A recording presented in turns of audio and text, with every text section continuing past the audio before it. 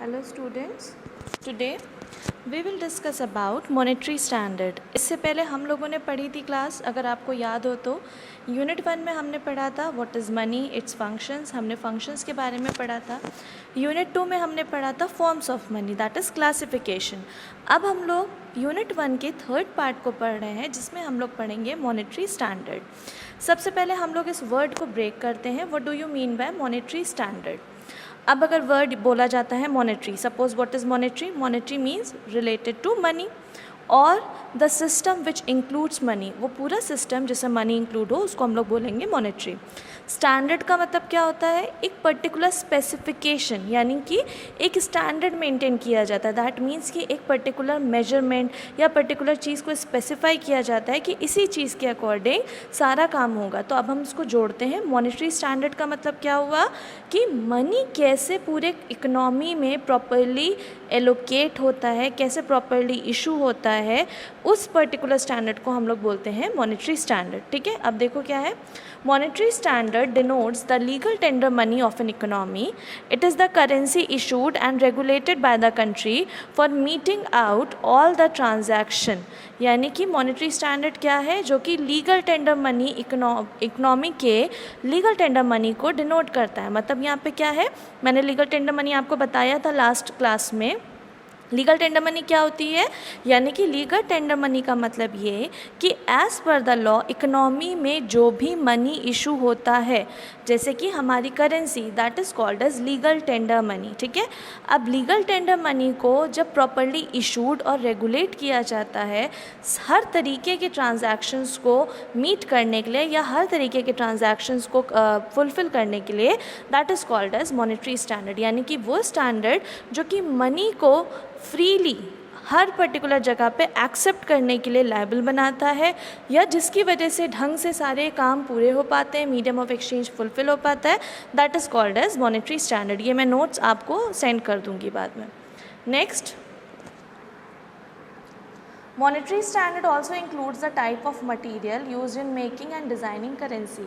Monetary standard में material भी आता है कि किस तरीके से करेंसी को बनाया जाता है या डिज़ाइन किया जाता है। Since the evolution of money this aspect has gone with tremendous change from stones to animals to commodities to metals and finally to paper. But after that also plastic money भी introduce हुआ था, मैंने आपको evolution में पढ़ाया था। यहाँ क्या बोला जा रहा है, मॉनेटरी स्टैंडर्ड ने क्या क्या चीज़ों को इंक्लूड करा अब तक। सबसे पहले था कमोडिटी मनी, जिसको हम लोग बोलते हैं बार्टर सिस्टम, एग्जैक्टली। ठीक है, नेक्स्ट आया वो पेपर पे, फिर पेपर के बाद मतलब पहले स्टोन्स था, फिर एनिमल था, फिर कमोडिटी हुआ। ठीक है, उसके बाद पेपर पे आया और पेपर के बाद अब प्लास्टिक मनी, जैसे कि डेबिट एंड क्रेडिट कार्ड। ठीक है, फॉर ब्रांड, अब आगे देखो हम लोग डिस्कशन करते हैं इसके आगे क्या है। Forms of monetary standard, monetary standard का ये पूरा फॉर्म है, ये आपको ध्यान से देखना है। सबसे पहले देखना है हमें, दो टाइप के स्टैंडर्ड होते हैं, one is metallic standard and second is paper standard. Paper standard हम लोगों ने जो लास्ट टॉपिक में पढ़ा था, टाइप्स ऑफ पेपर करेंसी, ये सेम वही चीज़ है, बस जो हमें मेन जो हमारा लॉन्ग क्वेश्चन आता है वो आता है मेटालिक स्टैंडर्ड से, और क्या आता है वो मैं भी आगे आपको बताऊँगी। ठीक है, मेटालिक स्टैंडर्ड में देखो दो पार्ट्स में डिवाइड है। First is paper manage currency standard या मॉनेटरी स्टैंडर्ड जो है आपका, मॉनेटरी स्टैंडर्ड जो है आपका, वो दो पार्ट्स में डिवाइड है। First is metallic standard and second is paper currency standard. Metallic standard देखो दो पार्ट्स में, first is bimetallism and second is monometallism, जिसके बारे में थोड़ा सा मैंने लास्ट क्लास में आपको इंट्रोड्यूस किया था। मोनोमेटालिज्म का ही दो पार्ट है, एक है सिल्वर स्टैंडर्ड, एक है गोल्ड स्टैंडर्ड। और जो मेन आपका टॉपिक है इस पर्टिकुलर चैप्टर के अंदर वो है आपका gold standard and its types. तो हम लोग अब आगे गोल्ड स्टैंडर्ड पढ़ेंगे कि कितने टाइप के गोल्ड स्टैंडर्ड होते हैं। देखो क्या क्या होते हैं, gold currency standard, gold bullion standard, gold exchange standard, gold reserve standard and gold parity standard. ठीक है, नेक्स्ट इज़ मेटालिक स्टैंडर्ड। अब हम लोग आते हैं मेटालिक स्टैंडर्ड पे। Metallic standard refers to that form of monetary standard in which currency issued by the concerned authority is made up of a specific metal of standard value. Since the inception of metallic standard, different form of standards have been prevailing in different parts of the world. अब इसका पहले मतलब समझते हैं। Metallic standard देखो बहुत easy तरीके से आप इसको समझो, बहुत ज़्यादा आपको हाई लेवल पे जाने की ज़रूरत नहीं है। जितनी ज़्यादा चीज़ें कॉम्प्लिकेटेड दिख रही हैं उसकी मीनिंग उतनी ही ईजी है, ठीक है। मेटालिक स्टैंडर्ड का मतलब यहाँ पे क्या हुआ, when currency is issued which is made up of specific metal, यानी कि जब किसी पर्टिकुलर स्पेसिफिक मेटल को यूज़ करके करेंसी इशू होती है that is called as metallic standard. But आज के टाइम पे इस टाइप की करेंसी इशू नहीं होती, आजकल पेपर स्टैंडर्ड ही होता है। मैं अभी आगे उसके बारे में आपको बताऊँगी। अब देखो जितने पार्ट्स हैं, इन पार्ट्स में सबसे पहले हम लोग आते हैं मोनोमेटालिज्म पे, क्योंकि जब तक आप मोनोमेटालिज्म नहीं समझोगे आपको बाकी नहीं समझ में आएंगे। So first is your monometallism. Mono means क्या होता है, मोनो मीन्स सिंगल, यानी कि the monetary standard in which one metal that is gold और silver is considered as a standard of value and the currency is related to it, it is called as monometallism. यानी कि जब currency किसी एक particular metal से बनती है या फिर जो करेंसी इशू करी जा रही है उसके बाय बैक पे गोल्ड या सिल्वर, या तो गोल्ड या सिल्वर किसी एक सिंगल मेटल को रखा गया है, तब उसे हम लोग क्या बोलते हैं, मोनोमेटालिज्म। अगर आगे देखो, if the country adopt silver standard, यानी अगर वो सिल्वर से बनी है तो उसे सिल्वर स्टैंडर्ड करेंगे, और अगर गोल्ड को अडॉप्ट करा है तो वो गोल्ड स्टैंडर्ड कहलाएगा, ठीक है। Under this system a country can either produce their currency made up of gold या silver of specific quantity and quality, or it could be made up of any other metal, but its convertibility at fixed ratio will be at standard coin metal of the country। इसका मैं सबसे पहले आपको meaning बताती हूँ। यानी ये बोला जा रहा है कि इस सिस्टम के अंदर या तो क्या कहते हैं कॉइन्स जो हैं वो गोल्ड या सिल्वर के होंगे, या तो जो भी मटीरियल यूज़ किया जा रहा है, सपोज जैसे चीपर मेटल्स जो होता है, जो हमारे टोकन मनी होता है, जो हमारे 1 का सिक्का, 2 का सिक्का, 2 का सिक्का, 5 का सिक्का, 10 का सिक्का, ये इशू हो रहा है, या पेपर करेंसी भी इशू हो रही है, अगर इनके बैकअप पे या इनको कन्वर्ट करने पे गोल्ड या सिल्वर मिल रहा है तो भी ये मोनोमेटालिज्म ही कहलाएगा, ठीक है। मेरिट्स देखो क्या है, simple and easy to understand, have public confidence, बहुत इजी है समझना है इसको। पब्लिक का कॉन्फिडेंस होता है, क्यों होता है, क्योंकि गोल्ड और सिल्वर का बैकअप है इसमें। Chance of operation of Gresham's law minimum, Gresham's law अभी आगे हम लोग पढ़ेंगे तो अभी आप इस पर डीप पे मत जाइए। Easy to determine rate of exchange as currency is based on one metal that to accept in many countries। metal से defined होता है, और metal precious metal जो है वो हर जगह पे यूज़ होता है, सीधी सी बात है, ठीक है। तो इस वजह से बहुत easy rate of exchange इससे determine होता है। promote and facilitate international trade, जो ये है वो international trade को promote और facilitate करता है, ठीक है। अब आते हैं हम लोग आगे आपके मल्टी मेटालिज्म में। अब देखो यहाँ पे हम लोगों ने बात कर ली मोनो, मोनो मीन सिंगल।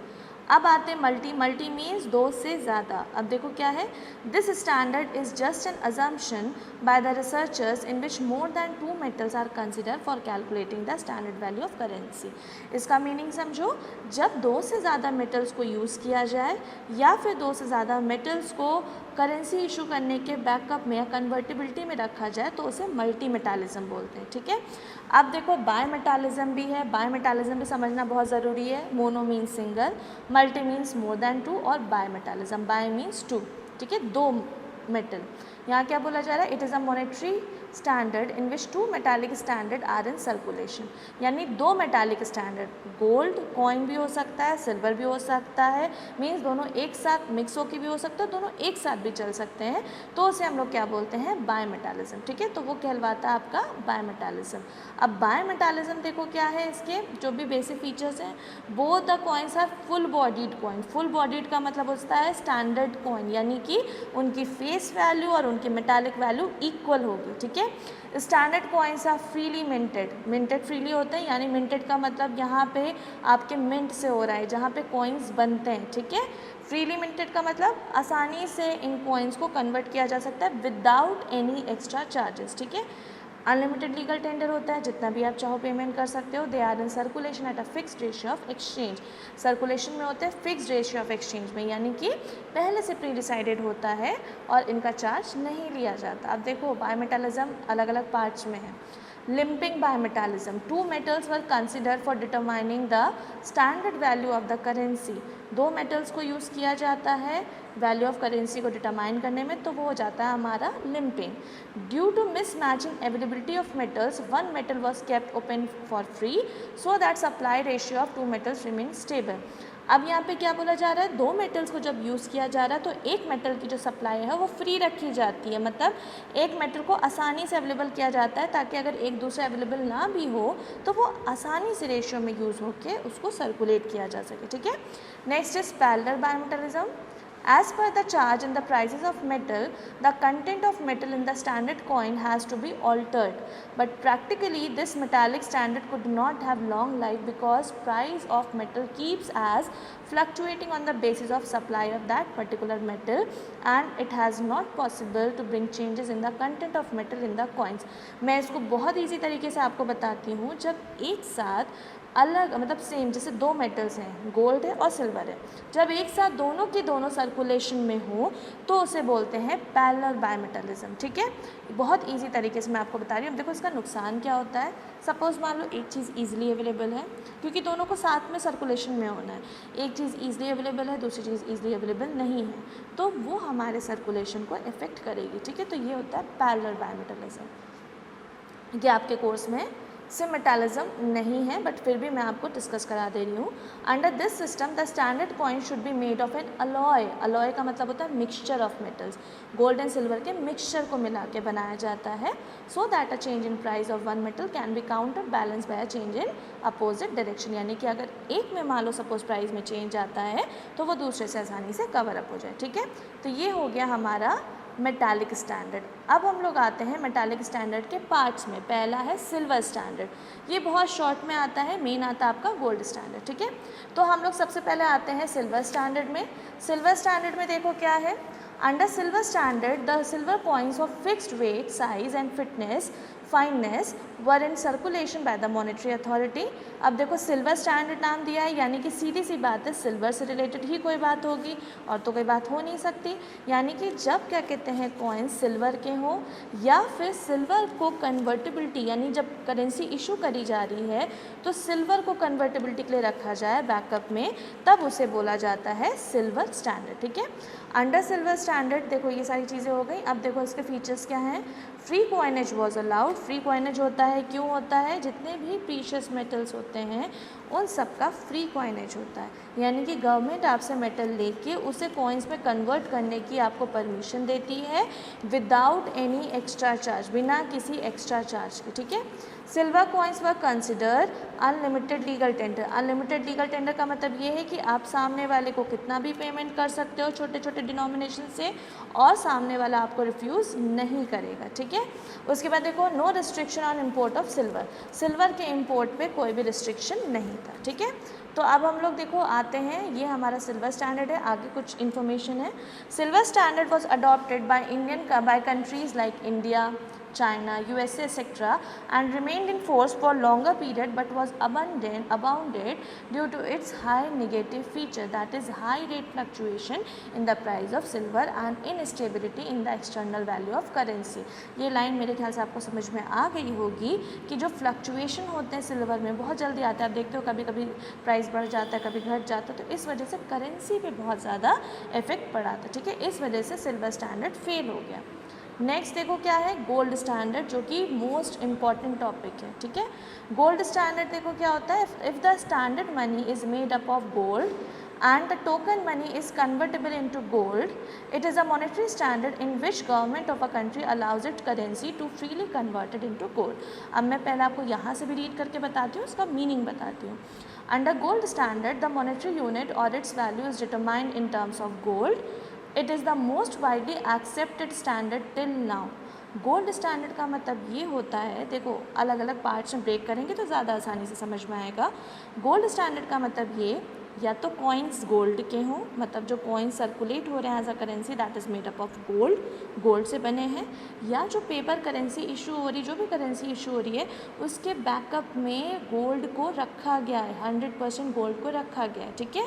और या तो जो करेंसी इशू है उसके लिए प्रॉमिस किया जा रहा है कि वो गोल्ड में कन्वर्ट कर दिया जाएगा, तब उसे हम लोग क्या बोलते हैं, गोल्ड स्टैंडर्ड। ठीक है, it is the most widely accepted standard till now. In this system gold coins of specific weight and quality are in circulation. ठीक है, एक स्पेसिफिक वेट एंड क्वालिटी के कॉइन्स होते हैं जो कि गवर्नमेंट डिसाइड करती है, वो सर्कुलेशन में होते हैं। और any other form of coin backed up support by gold coins are in circulation, तब उसे हम लोग बोलते हैं direct method of gold standard. ये अभी आगे हम लोग पढ़ेंगे। डायरेक्ट मेथड वो होता है जिसमें गोल्ड कॉइन्स डायरेक्टली ही सर्कुलेशन में आते हैं। ठीक है, क्योंकि डायरेक्टली आ रहा है गोल्ड तो उसे डायरेक्ट मेथड बोलते हैं। अब देखो आगे क्या क्या दिया हुआ है। व्हेन, देखो अब गोल्ड स्टैंडर्ड क्या क्या आगे बताता है, इसकी डेफिनेशन पढ़ते हैं हम लोग। Gold standard is the state of affairs in which a country keeps the value of its monetary and the value of a defined weight of gold eight on equality with one another. यानी कि यहाँ पे क्या बोला जा रहा है, gold standard उसको बोलते हैं जब जो कंट्री की गवर्नमेंट है, ठीक है, वो अपनी मॉनेटरी वैल्यू को गोल्ड के टर्म्स में डिफाइन करती है एक पर्टिकुलर वेट पे, या तो गोल्ड के कॉइन्स को सर्कुलेट करके या फिर अपनी करेंसी को बैकअप करके गोल्ड से, तो उसे हम लोग क्या बोलते हैं, गोल्ड स्टैंडर्ड। ठीक है, gold standard can best be regarded as a device for maintaining the stability of the exchange ratio. Exchange ratio का मतलब होता है इंटरनेशनल ट्रेड का पेमेंट। फॉरेन एक्सचेंज पेमेंट को करने के लिए अगर गोल्ड कॉइन्स को अडॉप्ट किया जा रहा है तो वो भी गोल्ड स्टैंडर्ड ही कहलाता है। ठीक है, अब देखो आगे हैं types. First type is gold currency standard. ठीक है, gold currency standard is also called as traditional और orthodox monetary standard. In this, coins of gold are in circulation with a specific weight and fineness। ठीक है, यहाँ पे आपको ध्यान रखना है, गोल्ड करेंसी स्टैंडर्ड में क्या होता है, एक स्पेसिफिक वेट एंड फाइनेंस के जो गोल्ड कॉइन्स हैं वो सर्कुलेशन में होते हैं और इनको इशू किया जाता है। इसको ट्रेडिशनल और ऑर्थोडॉक्स मॉनेटरी स्टैंडर्ड भी बोला जाता है। ठीक है, ये मैं आपको ईजी लैंग्वेज में बता रही हूँ, ये तो आपके नोट्स हैं ही, बट उसके अलावा भी आपको चीज़ें समझनी हैं। ठीक है, आगे देखो इसमें क्या चीज़ होती है, it has a free coinage, जैसे अभी है, आगे चीज़ें देखो क्या लिखी हैं। The period in which gold coins were in circulation and the gold coins was considered as a standard currency of the country. यानी कि वो पीरियड जब गोल्ड को यूज़ किया जाता था एज अ करेंसी तो उसे बोला जाता था गोल्ड करेंसी स्टैंडर्ड। ठीक है, फीचर्स देखो क्या है, gold coins as currency with standard weight and finance were circulated in the country, government decide करती है ये। Gold coins for full bodied, यानी कि इसकी मेटालिक वैल्यू और फेस वैल्यू, यानी इंट्रिंसिक वैल्यू का मतलब मेटालिक वैल्यू और फेस वैल्यू जो लिखा है और जितना का बना है वो दोनों चीज़ें उसकी वैल्यू इक्वल है। यानी कि अगर 100 का कॉइन है तो 100 रुपीज़ ही उसे बनाने में लगे हैं, तो दिस इज़ कॉल्ड एज जैसे इसको क्या बोलते हैं, फुल बॉडीड कॉइन्स। ठीक है, ये स्टैंडर्ड मनी का, स्टैंडर्ड कॉइन का भी फीचर है।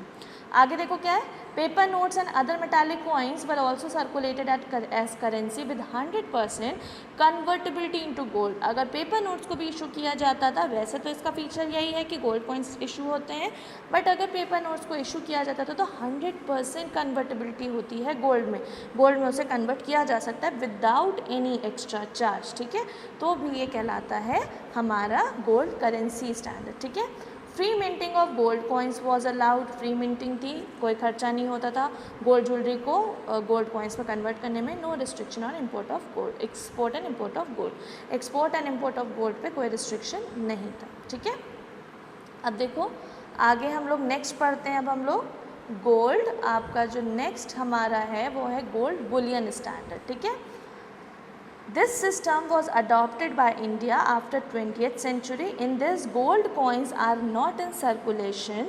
Instead of that, paper money which is issued are reserved by gold. बहुत ईजी तरीके से आप इसको समझो। गोल्ड करेंसी स्टैंडर्ड में क्या था, गोल्ड कॉइन्स थे।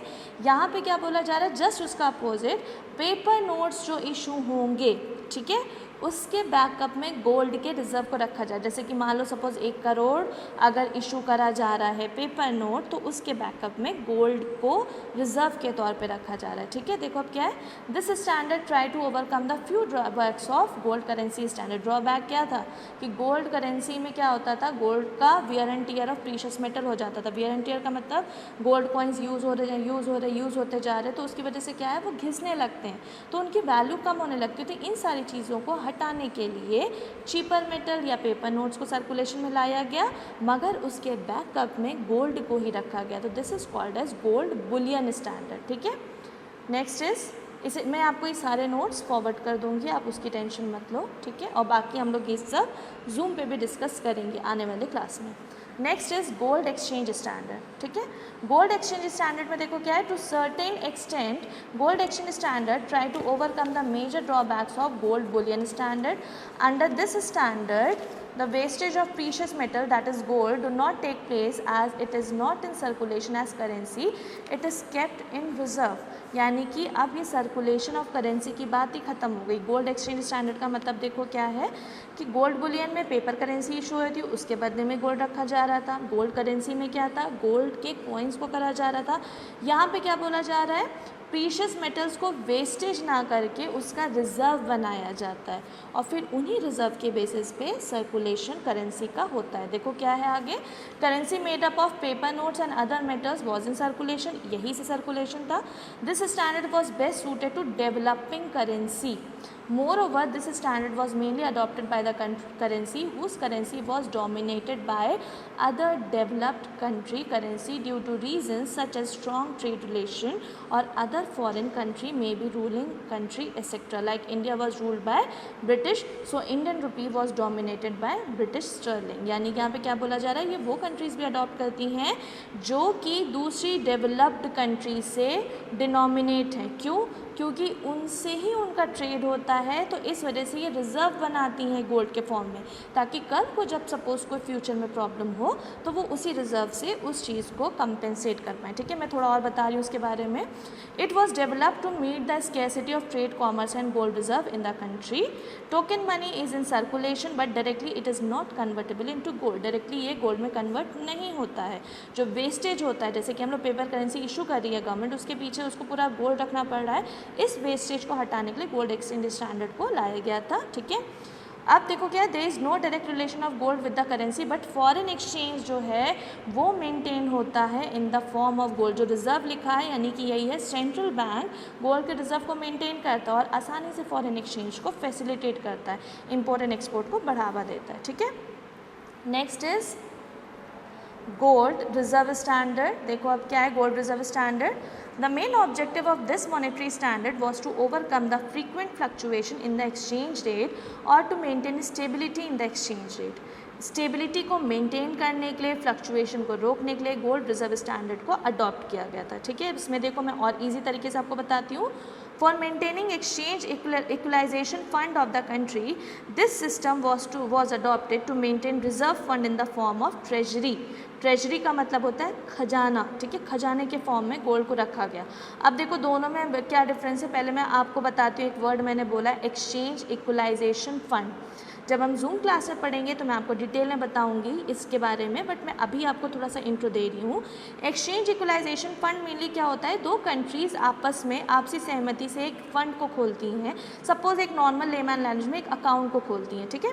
अकाउंट को खोलती हैं, तो अकाउंट को जब वो खोलती हैं तो उसमें क्या होता है, जब उनको पेमेंट करना होता है तो वो उस अकाउंट में टाइम टू टाइम क्या करती हैं, पेमेंट डालती रहती है। मीन्स वो अपनी पर्टिकुलर जो भी उनकी करेंसी है उस करेंसी को गोल्ड में कन्वर्ट करके उसमें सबमिट करती रहती हैं और जैसे रिक्वायरमेंट होती है दूसरी कंट्री उससे विड्रॉ कर लेती है। तो इससे आसानी होती है कि करंट में गोल्ड को यूज़ ना करके फ्यूचर के लिए सिक्योर करके रख दो, जिससे कि रिजर्व भी बना रहे और हमारी कंट्री की जो सिचुएशन है वो फ्लक्चुएशंस को झेल पाए, ठीक है। इसलिए इसको बोलते हैं गोल्ड रिजर्व स्टैंडर्ड, ठीक है। There is no link with the gold, यानी कि गोल्ड से कोई लिंक नहीं है इस पर्टिकुलर स्टैंडर्ड है। मगर आगे देखो मैं बता रही हूँ, but the funds are maintained by selling and purchasing of gold. Funds को मेंटेन किया जाता है गोल्ड को सेल एंड परचेज करके। There is a restriction on import and export of gold. Gold को क्योंकि एक्सपोर्टिंग इम्पोर्टिंग कंट्रीज मेंटेन करती हैं, इसलिए आसानी से गोल्ड का एक्सपोर्ट और इम्पोर्ट नहीं होता है, रिस्ट्रिक्शन होता है, ठीक है। देखो the main objective of this monetary standard was to overcome the frequent fluctuation, ये मैंने बताया आपको। More under this system gold was kept in secret reserve, जिसको हम लोग एक्सचेंज इक्वलाइजेशन फंड बोलते हैं, ठीक है। इसके लिए गोल्ड रिजर्व स्टैंडर्ड को बनाया गया, ठीक। अब लास्ट है हमारा gold parity standard. Gold parity standard आया था आईएमएफ के एग्जिस्टेंस से।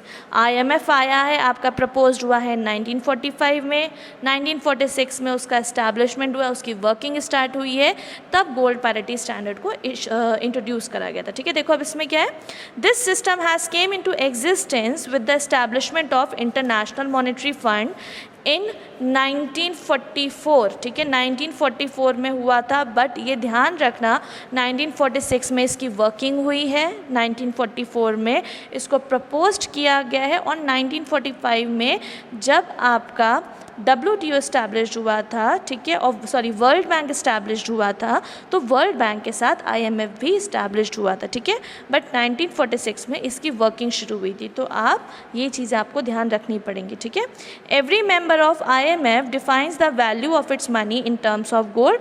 यहाँ पे सिर्फ और सिर्फ ये जो गोल्ड पैरिटी स्टैंडर्ड है, ये सिर्फ और सिर्फ मेंबर कंट्रीज़ के लिए है IMF की। ठीक है, ये आपको ध्यान रखना है बेटा।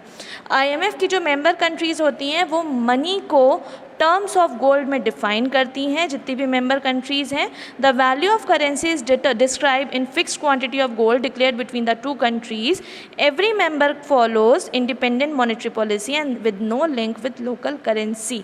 यहाँ पे सिर्फ IMF के मेंबर्स की बात करी जा रही है कि वो लोग अपने पास गोल्ड के फॉर्म में रिजर्व रखते हैं, उनका गोल्ड से कोई कनेक्शन नहीं होता, कोई डायरेक्ट लिंक मतलब कनेक्शन नहीं होता, बट सपोज़ जब भी उन्होंने लोन लिया IMF से, तो जो उसका रीपेमेंट करती हैं वो लोग, वो गोल्ड के टर्म्स में करती हैं। ठीक है, उससे क्या होता है, फ्लक्चुएशन रुका रहता है। अब देखो इसमें जो लिखा है, with the establishment of IMF the traditional method of monetary standard was abandoned and new method was adopted. ठीक है, अब देखो यहाँ पे क्या बोला, which was called as gold parity standard, यानी IMF के आने पे गोल्ड पैरिटी स्टैंडर्ड को अडॉप्ट किया गया। Under this standard every member country of IMF was required to disclose the content of gold to IMF। उनके पास कितना गोल्ड है ये उनको IMF से डिस्क्लोज करना पड़ता है। ठीक है, on the basis of declared gold content, IMF used to calculate the monetary value of money units of the respective member country. As money unit of a country has been declared in terms of gold value, the exchange value of money is determined. इसको थोड़ा easy तरीके से मैं बता रही हूँ। जो money unit होती है कंट्री की, वो डायरेक्टली नहीं गोल्ड से होती है, बल्कि गोल्ड के टर्म्स में उसको डिस्क्राइब किया जाता है, और उसके अकॉर्डिंग डिसाइड किया जाता है कि वो IMF से कैसे लोन लेगी, IMF के थ्रू कैसे वो एक्सचेंज करेगी दूसरी कंट्री के साथ, ये सब कुछ गोल्ड में डिस्क्राइब होता है। तो इसलिए इसे गोल्ड पैरिटी स्टैंडर्ड बोलते हैं। पैरिटी का मतलब ही होता है बेटा एबिलिटी। ठीक है, यानी कि उसकी क्या क्षमता है, वो अपनी कैपेसिटी के अकॉर्डिंग गोल्ड रिजर्व को मेंटेन करती है। ओके, सो लास्ट ये हमारे हो गए गोल्ड स्टैंडर्ड, मोस्ट इंपॉर्टेंट है, आगे भी बताऊंगी मैं इसके बारे में। और अब जो हमारा मेटालिक है, मेटालिक के बाद हमारा हो गया सिल्वर और हमारा हो गया गोल्ड कंप्लीट। अब नेक्स्ट हमारा जो मॉनेटरी स्टैंडर्ड में वो है paper currency standard. Paper currency standard उस दिन मैंने आपको पढ़ाया था, जो फॉर्म्स ऑफ पेपर स्टैंडर्ड होता है। ठीक है, कन्वर्टेबल, रिप्रेजेंटेटिव, इनकन्वर्टेबल, फियाट, यही सारी चीज़ें आपकी पेपर करेंसी स्टैंडर्ड में आती हैं। यानी जो नॉर्मल करेंसी इशू होती है कंट्री में, जैसे कि 5 का सिक्का, 5 का नोट, 1 का सिक्का, 20 का नोट, ठीक है, 10 का सिक्का, 100 का नोट, 500 का नोट, ये हमारा पेपर करेंसी कहलाता है। अब थोड़ा सा हम लोग इसका ले लेते हैं, इसके बारे में भी हम लोग थोड़ा सा इंट्रोडक्शन ले लेते हैं। Under this system, standard coins made up of gold or silver are not in circulation and are not called as standard coin. Standard coin नहीं होता है, ना ही gold और silver का होता है, बल्कि paper currency is in circulation which is considered as unlimited legal tender, यानी कि जितना आप पेमेंट करोगे सामने वाला रिफ्यूज़ नहीं करेगा। This is only called as managed currency standard. इसी को managed currency standard भी बोला जाता है। क्यों बोला जाता है? क्योंकि यही वो करेंसी होती, यही वो स्टैंडर्ड होता है जो हर इकोनॉमी को रन करता है। हर इकोनॉमी में आप देखोगे मीडियम ऑफ एक्सचेंज हमेशा वहाँ की करेंसी से ही होता है। तो यहाँ पे क्या बोला जा रहा है, this is only called as managed currency standard. ठीक है, as paper currency standard is not backed up by any metallic reserve, thus paper currency is considered as inconvertible paper currency, यानी कि इनकन्वर्टेबल इसे कहा जाता है। मैंने एक इसमें आपको जो मेनली पढ़ना है वो आपको पढ़ना है फियाट मनी, ठीक है। फियाट मनी का क्या मतलब होता है, जो करेंसी या जो पेपर मनी इमरजेंसी के टाइम पे इशू होती है। अगर कुछ याद आ रहा हो तो मैं रिपीट करा रही हूँ, जो करेंसी इमरजेंसी के टाइम पे गवर्नमेंट इशू करती है so that it can fulfil the need of the current economy, यानी जो इकोनॉमी में करंट सिचुएशन है। सपोज़ कभी ड्राउट हो गया, कोई एक तरीके से कह दो नेचुरल डिज़ास्टर आ गया या कोई भी प्रॉब्लम हो गई, तो उस टाइम जब गवर्नमेंट को अपनी करेंसी मतलब एक तरह से करेंसी इशू को बढ़ाना पड़ता है, नोट इशू को बढ़ाना पड़ता है, तब जो पेपर मनी इशू होता है उसे हम लोग क्या बोलते हैं, फियाट मनी, ठीक है। बाकी पेपर करेंसी स्टैंडर्ड में वही सारी चीज़ें हैं, कन्वर्टेबल, रिप्रेजेंटेटिव, इनकन्वर्टेबल और फियाट। तो ये अब हम लोगों ने आज ये पढ़ लिया मॉनेटरी स्टैंडर्ड। मॉनेटरी स्टैंडर्ड में हमारा क्या क्या है, मेटालिक और पेपर। मेटालिक के अंदर भी हमने पढ़ा सिल्वर, गोल्ड और पेपर करेंसी स्टैंडर्ड अलग। पेपर करेंसी स्टैंडर्ड में वो सारे टाइप्स आएंगे जो उस दिन हम लोगों ने पेपर मनी में पढ़े थे, ठीक है क्लास। तो ये अभी हो गया। अब हम लोग इसमें जूम पे भी मैं क्लास अभी आपकी लूँगी इस टॉपिक पे। उसके अलावा भी अगर आपको जैसे कि कोई प्रॉब्लम होती है वो हम लोग डिस्कस कर लेंगे, नोट्स में मैं आपको टाइम टू टाइम ये वाले सेंड कर दूँगी। उसके अलावा भी अगर कोई और एडिशनल प्रॉब्लम होती है तो you can discuss it with me, ठीक है। Thank you class. आज के लिए हम लोग इतना पढ़ेंगे। नेक्स्ट मैं आपको बाकी जो भी टॉपिक